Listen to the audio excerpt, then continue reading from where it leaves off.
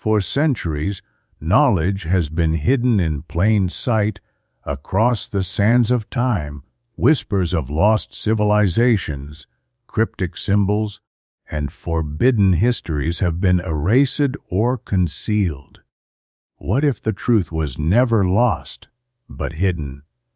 Welcome to Eye of Ancient Mysteries, where the past speaks and the future listens.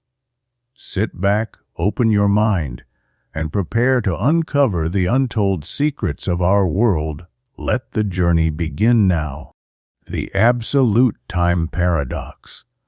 "We've been at war for 300 years, said Quifting, and I have the means to end the war.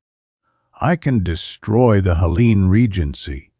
He looked extremely pleased with himself and seemed entirely unfazed by the fact that he was standing before the Emperor of 70 worlds. The Emperor himself responded, "That would be quite a trick. But just imagine what punishment awaits you if you fail. None of my generals would dare promise something like that. We use different tactics," Quifting replied. Quifting settled into an extremely valuable ancient massage chair. He was small, round, and had no body hair, as was customary for professionals of non-noble descent. Such an audience should have intimidated him and filled him with awe. "I'm a mathematician. I believe you'll agree that a time machine would be a very useful weapon in this war." "That's true," the Emperor agreed. "And since you're offering miracles, I might as well order a ship that travels faster than light." "I really am offering miracles," Quifting confirmed. "But to our enemies." The Emperor wondered whether the scholar was completely mad. But even if he were, it didn't threaten him at all, as physically he was on the opposite, dark side of the planet. His half of the room was merely a holographic projection, although Quifting didn't know that. Half a dozen officials and couriers had allowed this man into the Emperor's presence. But why? Perhaps they judged his proposals useful, but it could just as easily be the opposite. Sometimes they granted an audience to an amusing lunatic just to entertain the Emperor. "The idea is very old," Quifting continued seriously. "I traced its origin back about 3,000 years, when the idea of space travel was just a dream. I can demonstrate that a massive, infinitely long rotating cylinder can be surrounded by closed time, like paths.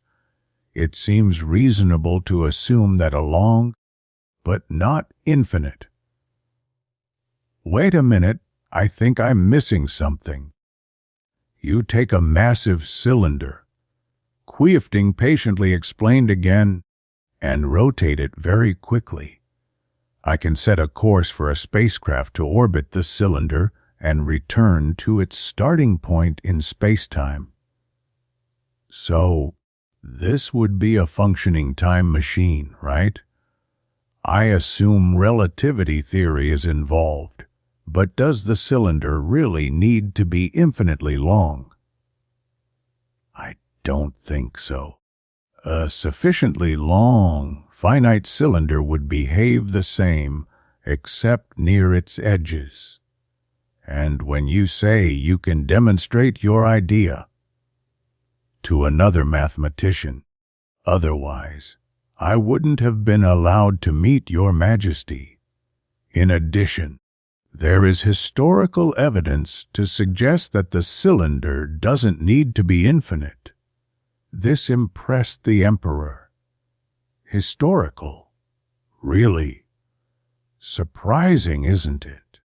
But it's not that difficult to design a time machine, considering the Turching effect. Are you familiar with this effect?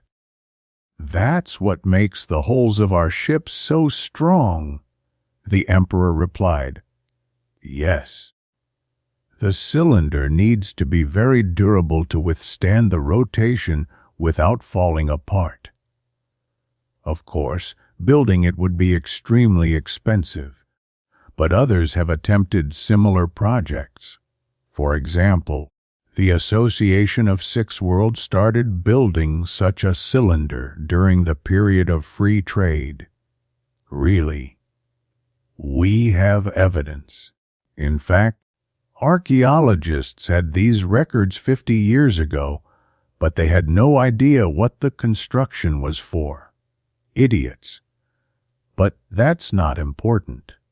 1,000 years later, during the race wars, the Mao Buddhists began building the same time machine in the comet's tail of the sun.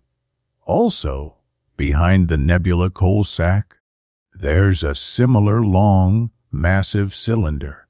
It's a hollow shell, partially under the influence of the Turching effect, encompassing a neutron core.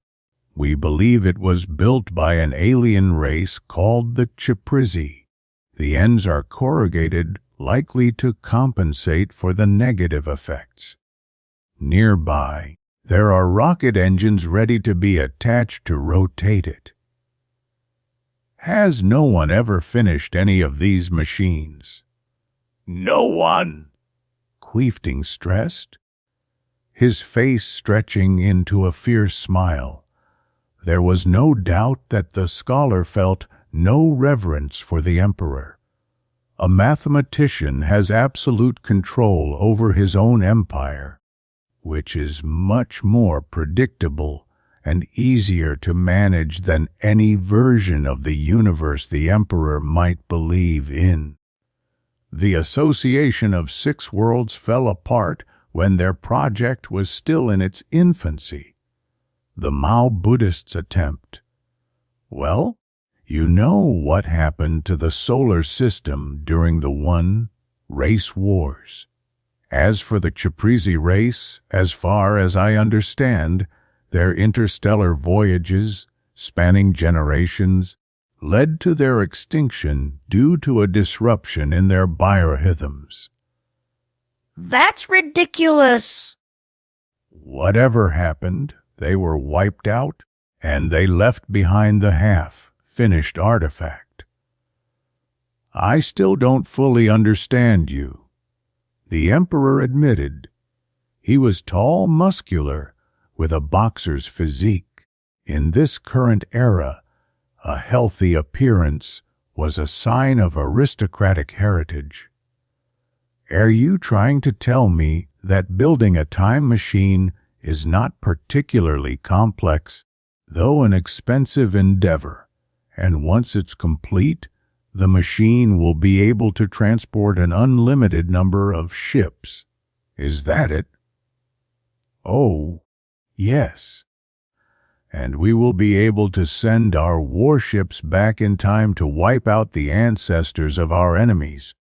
But clearly, everyone who has tried to do the same has either abandoned or interrupted the project for one reason or another. Exactly. Why? Do you believe in cause and effect? Of course. But then I can't believe that time travel is possible. Can I? A functioning time machine would destroy the cause and affect relationships in the universe. And it seems the universe is resistant to such interference. No time machine has ever been completed. If the Halian Regency tries to build one, something will stop them. The Coal Sack Nebula lies within Halian territory. All they need to do is mount the engines onto the Chiprizi device and rotate it, which would instantly bring about their own destruction. Arrogance! The pride that challenges even the gods. I like this. Well, let's see. The emperor generally left the fighting to his generals, but took a keen interest in espionage. Now he tapped his pocket computer and ordered "I want to speak with Director Chilbers." Then he turned back to Queefting. "You see, the director doesn't always arrest our known enemy spies.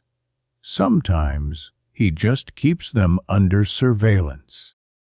I'll instruct him to detain one of them and make sure that while they're imprisoned, the spy accidentally stumbles upon information crucial to us. It will have to look like you've approved the project. We are already trying to reclaim control of the Coal Sack Nebula. We'll intensify attacks in that direction, and that will be enough to convince the Helene Regency that we're trying to seize the almost completed time machine. Even if it turns out you're wrong, which I don't think is unlikely, we'll at least make them waste some of their industrial resources. Or we might even start some fake debate, pro and con about the time machine, say." "Ha!" At that moment, the emperor's smile froze.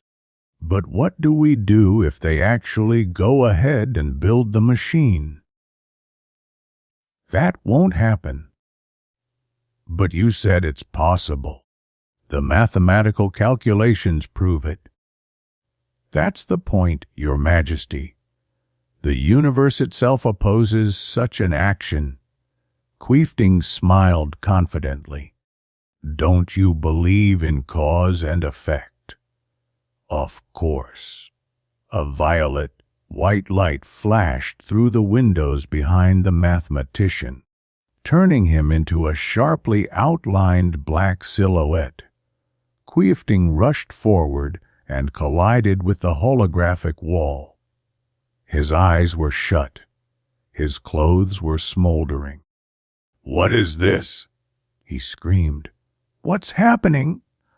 "I think our star just exploded into a supernova," the emperor replied. The wall dimmed. A melodic voice announced Director Chilbers is on the line.